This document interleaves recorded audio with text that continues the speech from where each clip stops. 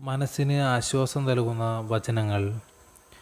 വിശുദ്ധ യോഹന്നാൻ 3:16 അവനിൽ വിശ്വസിക്കുന്ന ഏവനും നശിച്ചുപോകാതെ നിത്യജീവൻ പ്രാപിക്കുന്നതിന് വേണ്ടി തൻ്റെ ഏകജാതനെ നൽകാൻ തക്കവിധം ദൈവം ലോകത്തെ അത്രമാത്രം സ്നേഹിച്ചു. ഏശയ്യാ പ്രവാചകന്റെ പുസ്തകം 43:16 നീ എനിക്ക് വിലപ്പെട്ടവനും ബഹുമാന്യനും പ്രിയങ്കരനുമാണ്.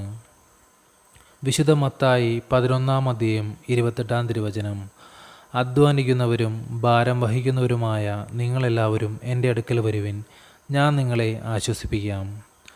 അപ്പസ്തോല പ്രവർത്തനങ്ങൾ 16:31 കർത്താവായ യേശുവിൽ വിശ്വസിക്കുക, നീയും നിൻ്റെ കുടുംബവും രക്ഷ പ്രാപിക്കും. ജെറമ്യാ പ്രവാചകന്റെ പുസ്തകം 29:11 നിങ്ങളെക്കുറിച്ചുള്ള പദ്ധതി എൻ്റെ മനസ്സിലുണ്ട്, നിങ്ങളുടെ നാശത്തിനല്ല ക്ഷേമത്തിനുള്ള പദ്ധതിയാണത്, നിങ്ങൾക്ക് ശുഭമായ ഭാവിയും പ്രത്യാശയും നൽകുന്ന പദ്ധതി. വിശുദ്ധ യോഹന്നാൻ 16:21 നിങ്ങളുടെ ദുഃഖം സന്തോഷമായി മാറും.